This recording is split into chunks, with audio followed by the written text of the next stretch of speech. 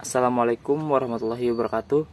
Perkenalkan, nama saya Rifki Musyafa dari kelas 2D dengan MPM 2110631070120. Di sini saya akan mempresentasikan tentang perkembangan manusia humanistis. Yang pertama, apa itu humanistis?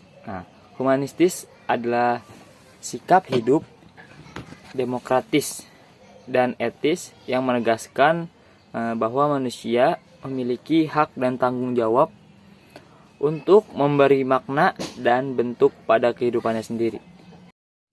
Kemudian ada pengertian. Pengertian dalam ilmu psikologi, teori humanistik dipandang sebagai alternatif kekuatan ketiga dari kedua kekuatan teori yang sepanjang sejarah selalu menjadi teori yang dominan, yaitu psikoanalisis dan behavioristik. Itu adalah dua teori dari psikologi.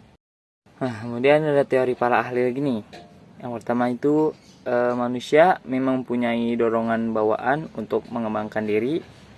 Kedua, manusia mempunyai kebebasan untuk merancang dan mengembangkan tingkat lakunya dan bukan merupakan pion yang diatur sepenuhnya oleh lingkungannya. Yang terakhir, manusia merupakan makhluk rasional yang sadar dan tidak dikuasai oleh ketidaksadaran, butuh irasional dan konflik. Kemudian ada teori humanistik Abraham Maslow. Abraham Maslow dianggap sebagai bapak psikologi humanistik yang menghadiri teori yang komprehensif atau menyeluruh dan sangat jelas menunjukkan bahwa orientasi humanistik memiliki pengaruh yang besar terhadap pikiran modern mengenai perilaku manusia. Teori Maslow berdasarkan pada anggapan bahwa setiap individu memiliki dua hal dalam dirinya.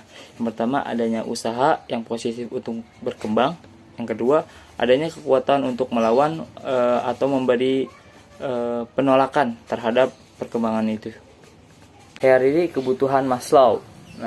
Maslow menyusun suatu hierarki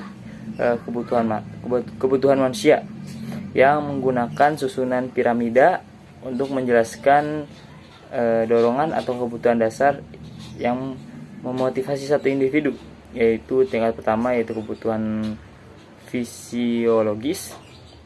Kebutuhan paling dasar yaitu kebutuhan yang harus dipenuhi pertama kali, yaitu biologis.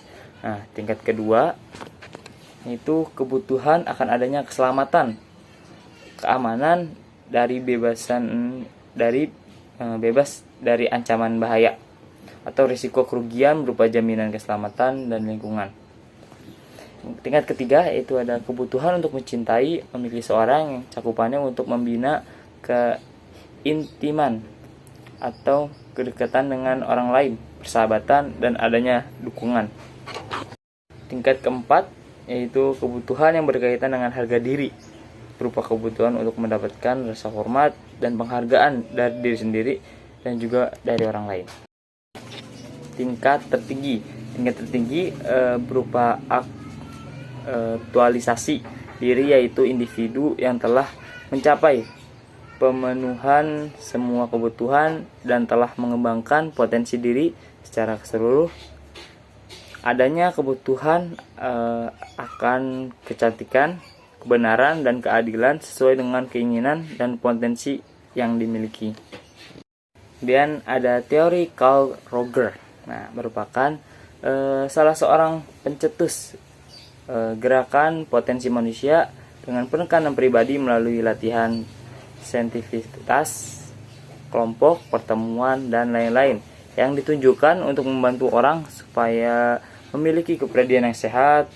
Teori Roger dinamakan person-centered theory karena menekankan kepada sisi subjek dari seorang individu. Pokok utama teori Roger, perhatian utama teori Roger ditunjukkan kepada perkembangan atau perubahan kepribadian manusia.